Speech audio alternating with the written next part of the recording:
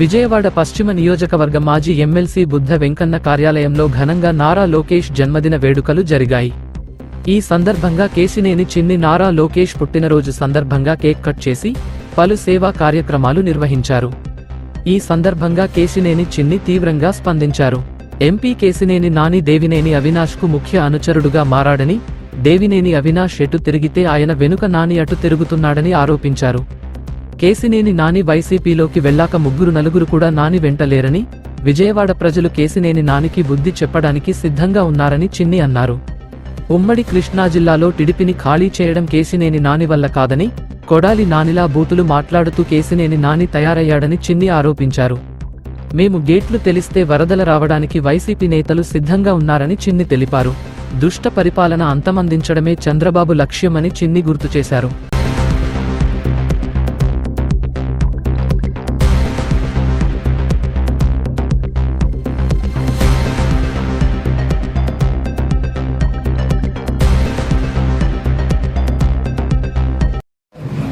మరి ఈరోజు పశ్చిమ నియోజకవర్గ కుటుంబ సభ్యులందరూ సమక్షంలో మరి లోకేష్ బాబు గారి కేక్ కటింగ్ కార్యక్రమానికి ఇక్కడికి విచ్చేసినటువంటి కేశినేని శివరాజ్ చిన్ని గారికి, మరి ఎన్నో మంచి కార్యక్రమాలకు శ్రీకారం చుట్టినటువంటి చిన్ని గారు, మరి అదేవిధంగా మరి ఇక్కడికి విచ్చేసినటువంటి మరి గురుగారు అట్టాబి గారికి, అదేవిధంగా ఇక్కడ పశ్చిమ నియోజకవర్గ కుటుంబ సభ్యులు అందరూ కూడా పేరు పేరున ధన్యవాదాలు తెలుపుకుంటూ, మరి ఈరోజు ఒక మంచి కార్యక్రమం, ఒక పండగ వాతావరణంలో అన్ని మసీదుల్లో ప్రార్థనలు, చర్చిల్లో ప్రార్థనలు, అదేవిధంగా గుళ్ళో పూజలు, అదేవిధంగా కూడా అన్ని చోట్ల కూడా క్రిస్మస్, సంక్రాంతి, మరి అట్లాగే అన్ని పండుగలు కలిసి వచ్చి ఎట్లా ఉండదు అట్లాగా పండగ వాతావరణంలో లోకేష్ బాబు కార్యక్రమం పుట్టినరోజు వేడుకలు జరుగుతూ ఉన్నాయి విజయవాడ మొత్తం జిల్లా వ్యాప్తంగా కూడా. ఎందుకంటే వ్యక్తి ఈ రోజున చంద్రబాబు నాయుడు గారికి, నారా లోకేష్ గారికి ఒక కుడిభుజంగా ఉంటూ పార్టీ చేపట్టినటువంటి అన్ని కార్యక్రమాలు విజయవంతం కావడానికి తన వంతు బాధ్యతను నిర్వహిస్తున్నటువంటి నాకు ఆప్త మిత్రులైనటువంటి కేశినేని చిన్ని గారిని మాట్లాడవలసిందిగా కోరుతున్నాను. అందరికీ నమస్కారం. వేదిక మీద ఉన్న అధ్యక్షత వహించిన పట్టాభి గారికి, మిగతా నాయకులకి, ముఖ్యంగా ఇక్కడ లోకేష్ గారి బర్త్డే సెలబ్రేషన్స్ అరేంజ్ చేసిన బుద్ధ వెంకన్న గారికి, రవీంద్రకి, మిగతా వాళ్ళందరికీ పేరు పేరున ధన్యవాదాలు.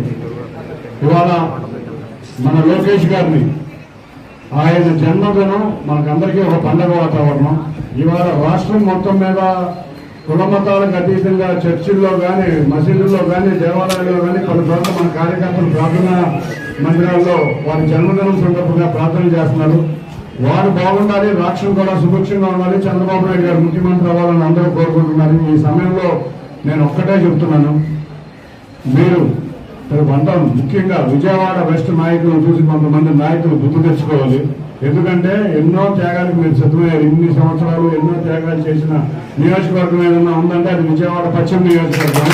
అటువంటి పశ్చిమ నియోజకవర్గ నాయకులను చూసి మన దగ్గర నాయకులుగా ఉండి వెళ్ళిపోయిన వాళ్ళు, పదవులు రాకుండా వెళ్ళిపోయిన వాళ్ళు గుర్తు తెచ్చుకోవాలని అంటున్నాను. ఎందుకంటే ఇవాళ మనకు సుమారు ఎప్పుడో 1983లో ఉన్నట్టున్నారు ఇక్కడ తెలుగుదేశం అభ్యర్థులు ఒకసారి రెండు సార్లు ఉంటున్నారు. ఇంతవరకు అభ్యర్థి లేకపోయినా వెస్ట్ నియోజకవర్గం ఇంత పటిష్టంగా ఉందంటే అదందరూ మీ అందరి యొక్క ముఖ్య మీరు పోషించిన భూమికే. ఇటువంటి మిమ్మల్ని ఇవాళ అందులో నారా లోకేష్ గారి బర్త్డే సందర్భంగా గర్వం చాలా అదృష్టంగా భావిస్తాం.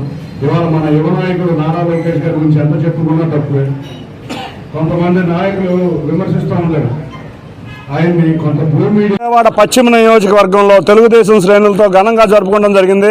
ఇవాళ విజయవాడ పశ్చిమ నియోజకవర్గం అంటే త్యాగదనులు, మా పార్టీలో ఉన్న త్యాగదనుల నియోజకవర్గం.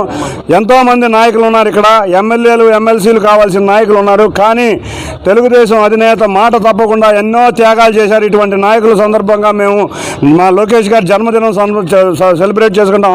మా అందరికీ ఆనందదాయకం.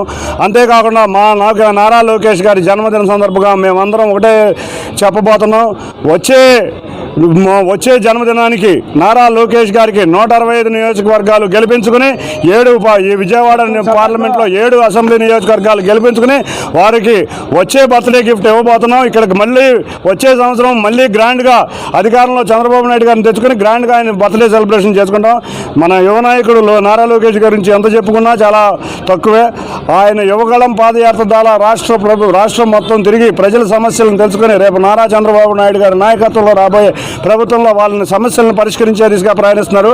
అటువంటి వ్యక్తికి మేమందరం, అటువంటి పార్టీకి మేమందరం పసుపు సైనికులు అన్నందుకు మేమందరం అదృష్టంగా భావిస్తా. త్వరలో జరగబోయే ఎన్నికల్లో 165 నియోజకవర్గాల్లో తెలుగుదేశం గెలిపించుకుందాం. అంతేకాకుండా పశ్చిమ నియోజకవర్గంలో కూడా ఉమ్మడి తెలుగుదేశం జనసేన కార్యకర్తలను గెలిపించుకుందాం. ఫ్యాషన్ అయిపోయింది చంద్రబాబు నాయుడు గారిని విమర్శించడం.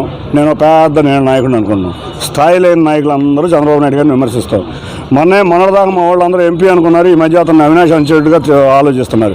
కాబట్టి అట్లాంటి అవినాష్ అంచెడ్డి ఏం చేస్తాడు? తన పేరు రావాలంటే చంద్రబాబు నాయుడు గారిని విమర్శించాలి. కాబట్టి విమర్శిస్తూ ఉంటాడు. మరి 9.5 సంవత్సరాలు ఎంపీ చేసిన ఆయనకి వాళ్ళు గుర్తు రాలేదా? చంద్రబాబు నాయుడు గారు ఏమీ చేయలేదు విజయవాడ అని 2014 నుంచి 19 దాకా అధికారంలో చంద్రబాబు నాయుడు గారు ఉన్నారు. మరి ఆ రోజు ఎప్పుడు విమర్శించిన వ్యక్తి ఇతను పెద్ద ఓసర వెళ్ళి ఎప్పటికప్పుడు రంగులు మారుతూ ఉంటాడు. పీఆర్పీలో రంగు మార్చాడు, తెలుగుదేశంలో రంగు మార్చి చంద్రబాబు నాయుడు విమర్శించాడు. ఇటువంటి ఓసర వెళ్ళి మాటలు కూడా మనం గురించి కూడా మనం మాట్లాడుకుంటే మన స్థాయి తగ్గిపోయినట్టు అవుతుంది. మా కార్యకర్తలను కొంతమంది తీసుకెళ్తాను త్వరలో అని కూడా అన్నారు. 9 మందిని కూడా తీసుకెళ్ళలేని వ్యక్తి కార్యకర్తలను తీసుకెళ్తాడా? మా తెలుగుదేశం కార్యకర్తలు నీకు అంత చీప్గా కనపడ్డారా? త్యాగదనులు, ఎన్నో సంవత్సరాల నుంచి పసుపు కుటుంబం మేము, ఎవ్వరు కూడా నీ దగ్గరికి రాలేదు. అటువంటి వ్యక్తి కార్యకర్తలను తీసుకెళ్తాడా? నువ్వు ఆలోచించుకో. నువ్వు 9 తీసుకెళ్ళావు, నీ స్థాయి అది. నీకు ఆఖరికి వైసీపీలో కూడా జనాలు ఎవరు రావట్లేదు. నిన్ను చూసి వాళ్ళు కూడా విరక్తిగా ఉన్నారు. ఎందుకంటే ఇప్పుడే తెలుగుదేశాన్ని ఇంత చక్కటి పార్టీని ఇబ్బంది పెట్టారు. మన పార్టీలో కొత్త ఇంకేం ఇబ్బంది పడతారు? అసలే మన వరస్ట్ పార్టీ. అట్లాంటి దాంట్లో ఇంకో వరస్ట్ తయారయ్యాడంటే మనం చాలా ఇబ్బంది పడతామని ఫీల్ అవుతున్నారు.